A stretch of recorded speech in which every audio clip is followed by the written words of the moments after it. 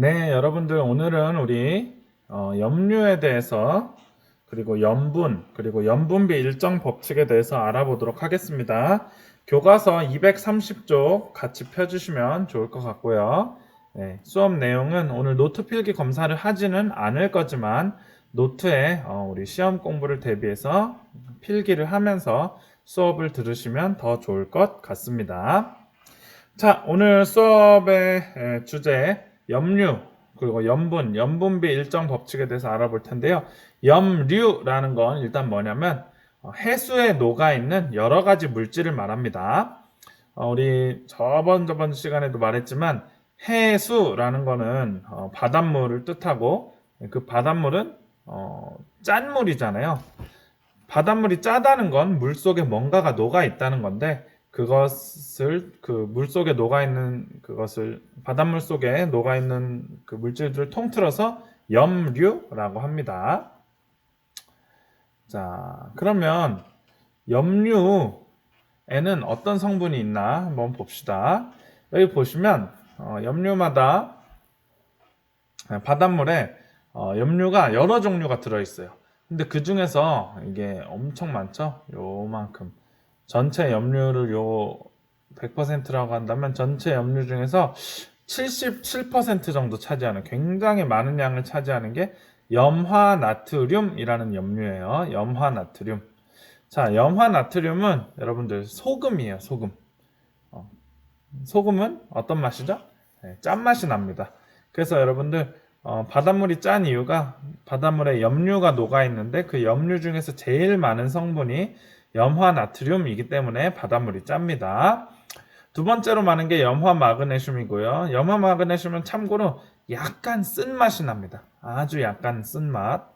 그래서 우리 왜 소금도 공장에서 만든 소금은 거의 100% 염화나트륨이에요. 그래서 공장에서 만든 소금, 뭐 맛소금 같은 거 있죠. 그런 거는 짠맛밖에 안 나거든요. 근데 실제 그 염전에서 얻은 천일염이라고 하죠. 바닷물에서 물을 증발시켜서 만든 그 소금은 짠맛과 함께 약간의 이런 쓴맛, 약간 이런 게 조금 느껴집니다. 민감하신 분들은 아실 거예요. 약간의 순수 짠맛이 아닌 다른 맛이 있는데 그게 염화 마그네슘의 쓴맛과 또 다른 염류들의 그 맛이 섞여서 그렇게 느껴지는 겁니다. 네. 자, 그래서 그 밖에 염화 마그네슘과 황산 마그네슘이 있다 그랬고요. 그래서 염류에는 염화 나트륨을 비롯해서 요런 것들이 있구나 기억하시고요. 자, 그다음에는 염분. 염분은 그 염류의 양을 이제 수치로 얼마나 있냐 숫자로 나타낸 걸 염분이라 그래요.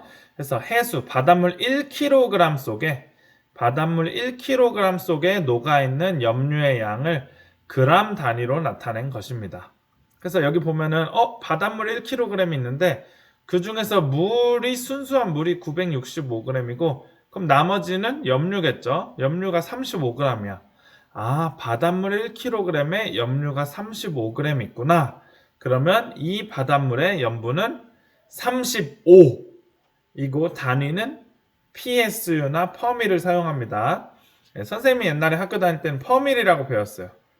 근데 이제 퍼밀이라는 단위가 조금 부족해요. 왜냐면 바닷물이 막 온도가 여기저기가 온도가 다르잖아요. 그러면 이 퍼밀이라는 단위를 사용하면 온도나 기압에 따라서 조금 똑같은 바닷물인데 뭐 뜨거운 데서는 이 염분이 막 더 내려가고 차가운 데서는 더 올라가고 똑같은 바닷물이 그렇게 되는 단점이 있어서 요즘은 PSU 그래서 실용 염분 단위라고 하는데 PSU라는 단위를 씁니다. 그래서 PSU랑 퍼밀은 뭐 거의 똑같은 단위인데 PSU는 이 온도나 기압을 좀 고정해 놓고 한 단위고요. 그래서 바닷물 1kg 속에 염류가 35g 들어있다면 이 바닷물의 염분은 35 PSU다 이렇게 말할 수가 있겠죠. 네, 그래서 전 세계 바닷물의 평균 염분이 약 35 PSU라고 합니다. 전 세계 평균이 35 PSU래요. 네. 자, 근데 전 세계 평균이 35 PSU인데 각각의 세부적인 바다로 들어가면 어떤 바다는 35 PSU보다 좀 더 염분이 낮은 바다도 있고 어떤 바다는 좀 더 높은 바다도 있겠죠. 그쵸? 당연한 얘기겠죠? 근데 전 세계 평균이 35라는 거고, 자, 요 그림은 뭐냐면 우리나라 주변 바다의 염분을 나타낸 거고요. 겨울철과 또 여름철, 계절에 따라도 다른 것을 알 수가 있습니다. 이게 왜 달라지나를 한번 보도록 하겠습니다. 자, 일단 우리나라 주변은 염분이 대체로 세계 평균보다는 좀 낮아요. 세계 평균이 35 PSU인데 우리나라 주변 바다는 그거보다 조금 낮은데 그 중에서도 특히 여름철에 많이 낮아요. 네, 여기 보시면 여러분들 막 여기는 숫자로는 안 나오는데 막 25, 27 이 부분은 그렇고 또 뭐 31, 32 하여튼 요 겨울철에 비해서 겨울철은 32, 33, 34 이렇게 되는데 여름철이 훨씬 염분이 낮죠. 그 이유가 무엇일까? 네, 그 이유는 자, 염분이라는 건 바닷물에 있는 그 염류의 양이고 농도라고 생각하시면 돼요. 근데 여러분들 농도가 낮아지는 다시 말해 염분이 낮아지는 방법은 두 가지가 있어. 하나는 뭐냐면 실제로 그 염류의 양이 적어지면 돼요. 그 녹아있는 염류의 양이 적으면 염류의 양이 적으니까 점점 1kg 속에 들어있는 염류라는 뜻인 염분이 낮아지겠죠. 근데 이런 경우도 있는데 반대로 순수한 물이 많아지면 또 염분이 낮아져요. 당연하겠죠, 여러분들. 예를 들어 35 PSU인 바닷물이 있었는데 여기다가 수돗물 그 생수를 막 부어요. 그러면 요 바닷물은 점점 더 짜질까요? 덜 짜질까요? 덜 짜지겠죠. 당연히 순수한 물을 부으면 덜 짜진다는 얘기는 염분이 내려간다는 얘기예요. 막 32, 30, 뭐 25 이렇게 된다는 얘기예요. 그러니까 물을 많이 부으면 염분이 낮아지는구나 이런 것을 우리가 상식적으로 생각할 수 있겠죠. 자, 그럼 여름철과 겨울철을 비교해 봤을 때 여름철에 염분이 더 낮네? 이거 왜 그럴까요? 염류의 양이 갑자기 적어져서 그런 걸까요? 겨울에는 소금이 많이 있었는데 여름에는 소금이 없어져. 그렇지 않겠죠. 소금의 양은 염류라는 거는 그냥 1년 365일 비슷하게 있습니다. 그럼 겨울철과 여름철이 이렇게 차이 나는 이유는 염류 때문이 아니고 물의 양 때문이에요. 물의 양. 물의 양이 많아질수록 뭐는 낮아진다? 염분은 낮아진다. 오케이? 그래서 여름철이 물의 양이 더 많나요? 네, 그쵸. 여러분들 여름철에 뭐가 많이 와요? 비가 많이 와요. 우리 1년 강수량 눈이나 비나 이런 것들의 어쨌든 물이 내리는 양을 강수량이라 그러는데 겨울철은 강수량이 낮아요. 눈이 오긴 옵니다만 여름에 오는 비만큼 많이 오진 않죠. 그래서 겨울철은 강수량이 낮고 여름철은 강수량이 높다 보니까 물을 많이 부은 거야. 바닷물에 물을 부어서 당연히 효과가 나타나니까 염분이 낮아지겠죠. 그래서 여름철엔 염분이 낮고 겨울철엔 염분이 높구나 알아두시고 그 다음에 우리 두 번째 요인 또 염분은 육지에서 바다로 흘러주는 담수. 담수가 뭐였지? 담수. 맑을 담자 써서 맑은 물. 근데 맑은 물이라는 게 뭐 깨끗한 물을 말한다기보다는요 짜지 않은 물을 말합니다. 그럼 이 담수는 어디서 오는 거냐? 여기 여러분들 우리나라에 강이 많은 거 아시죠? 그래서 요 강이 막 있거든요. 그래서 요 강물이 흘러나오는 부분은 원래 바닷물에다가 이 짜지 않은 담수가 흘러들기 때문에 염분이 또 낮아지는 효과가 나겠죠. 네, 그래서 바다로 흘러드는 담수의 양이 많은 지역에서는 염분이 작아집니다. 그래서 구체적으로 여기서 보면 이런데 강물이 바다로 흘러드는 곳 여기는 염분이 특히 낮은 걸 알 수 있죠. 그리고 여러분들 우리나라 대부분의 강이 어느 바다로 흘러가는지 아시나요? 대부분의 강이 이 서해 바다로 흘러갑니다. 서해 또는 황해라고 하죠. 그 이유는 여기 태백산맥이 있는 거 아시죠? 여기 태백산맥이 있어서 우리 동고서저 동쪽은 높고 서쪽이 낮아. 그러니까 강물이 우리나라는 다 이쪽으로 흘러가요. 뭐 한강, 그쵸? 그 한강 또 뭐 있냐? 충청도의 금강, 전라도의 영산강 다 이 서해 바다로 흘러가고요. 동해 바다로 흘러가는 강물은 거의 없어요, 우리나라에. 뭐 조그만 하천들 아니면 뭐 태화강 뭐 이런 거 조금 있고 거의 다 이 서해 바다로 강물이 흘러갑니다. 아까 한강 같은 거 포함해서 그렇기 때문에 서해 바다가 상대적으로 염분이 어때요? 네, 동해 바다보다 염분이 더 낮은 걸 알 수 있죠. 강물이 많이 유입되기 때문에 그런 것입니다. 자, 그래서 따라서 염분은 지역에 따라서도 다르게 나타나고 계절에 따라서도 다르게 나타납니다. 네, 그래서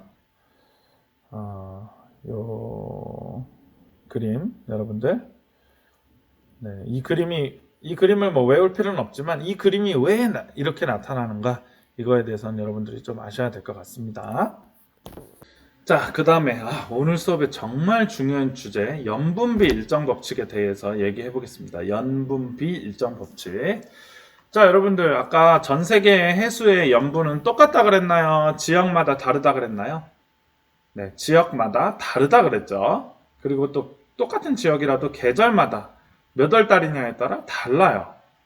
근데 이렇게 염분이 서로 다른 해수에서 각 염류 사이의 비율은 어떻게 나타날까요? 이것이 우리가 오늘 수업의 제일 핵심 주제입니다. 각 염류 사이의 비율. 예를 들어 아까 어떤 바다에 갔더니 염화나트륨이 1등이라며 이게 한 77% 있다며. 오케이? 이게 한 11% 정도 있습니다. 한 10.8%. 네.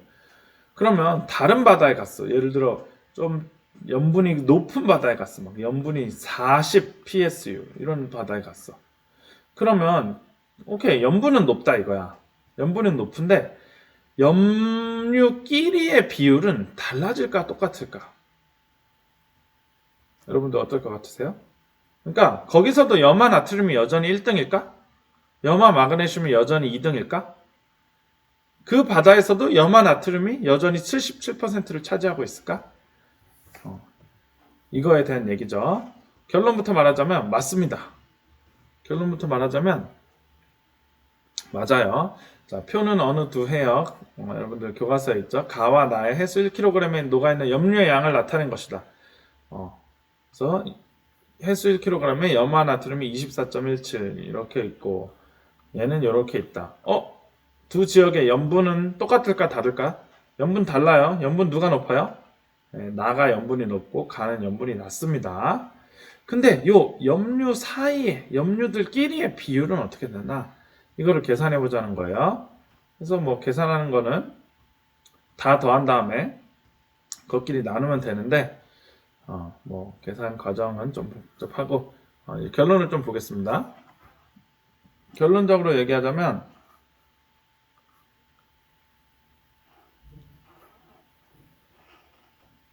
네. 결론적으로 얘기하자면 아까 염분이 낮았던 바다의 염화 나트륨이 전체 염류 중에서 얼마를 차지하나?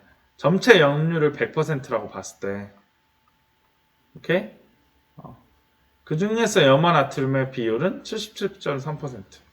아까 염분이 높았던 나 바다에서도 똑같이 전체를 100%라고 했을 때 염화 나트륨의 비율을 봤더니 똑같이 77.3%가 나오는 거예요. 염화 마그네슘의 비율은 똑같이 10.8%가 나오는 겁니다. 염분은 달라. 이쪽 바다는 염분이 낮고 이쪽 바다는 염분이 높아. 근데 염류끼리의 비율, 염화 나트륨이 염류 중에서 차지하는 비율은 다르다? 똑같다? 요 바다나 요 바다나 똑같다. 우리나라로 말하면 서해 바다나 동해 바다나 똑같다. 또 같은 서해 바다라도 여름이나 겨울이나 요 비율은 변하지 않는다. 요것을 우리가 염분비 일정 법칙이라고 합니다. 염분비 일정 법칙. 자, 그래서 전 세계의 모든 바다는 염분이 달라요. 근데 녹아있는 염류 사이의 비율은 일정하게 유지된다. 염화나트륨 1등 77%, 염화마그네슘 2등 11%, 황산마그네슘 3등. 이게 전 세계 바다에서 동일하게 유지된다는 얘기입니다.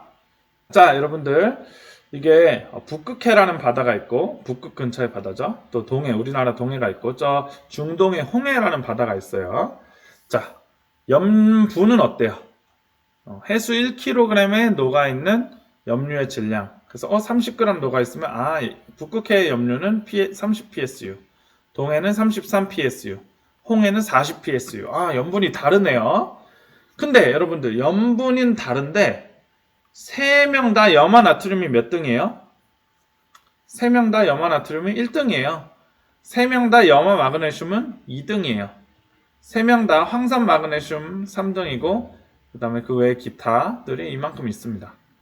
여러분들, 이 초록색의 비율, 전체 그래프에서 초록색의 비율이 북극해랑 동해랑 홍해랑 똑같아 보이나요? 달라 보이나요? 네, 똑같습니다. 이걸 정확히 계산해 보잖아요.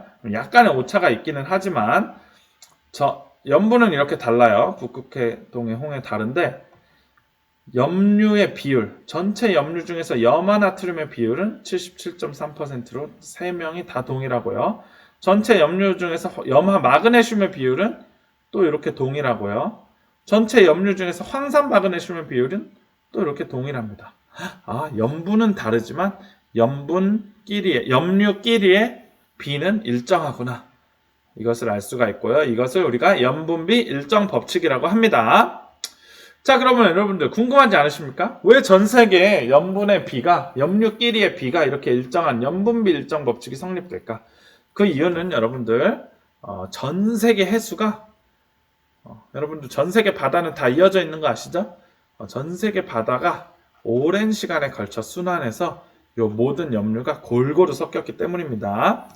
왜 우리 예를 들어서 처음에 우리가 라면 같은 걸 아니면 된장찌개를 끓인다고 해봐요. 그럼 처음에 소금이나 된장 같은 걸 풀면 처음에는 이쪽을 된장찌개가 이렇게 있으면 여기다 풀었어, 된장을. 그럼 여기를 먹냐 여기를 먹냐에 따라서 여기를 먹으면 짜고 여기를 먹으면 좀 비율이 안 맞겠죠. 그죠? 근데 이걸 오랫동안 순환시키면 여기나 그 된장의 비율이 똑같을 겁니다. 그거랑 마찬가지로 염류끼리의 비는 전 세계가 오랜 시간에 걸쳐 순환하면서 골고루 섞였기 때문에 일정합니다. 네, 자, 그래서 여러분들 오늘 수업 이렇게 들으셨고요. 자, 교과서 231쪽 밑에 배운 내용 정리하기 봅시다.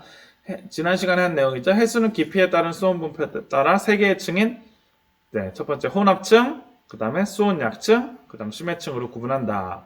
해수 1kg에 포함된 염류의 양을 염분이라고 한다.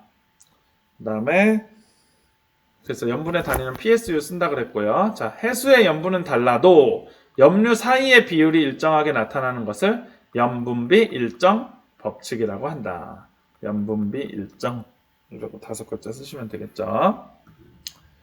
네, 여러분들 수고하셨고요. 오늘 퀴즈 푸시고요. 퀴즈 50점 미만 되면은 여러분들 요약만 쓰셔야 되니까 신중하게 풀어주시기 바랍니다. 네, 수고 많으셨습니다.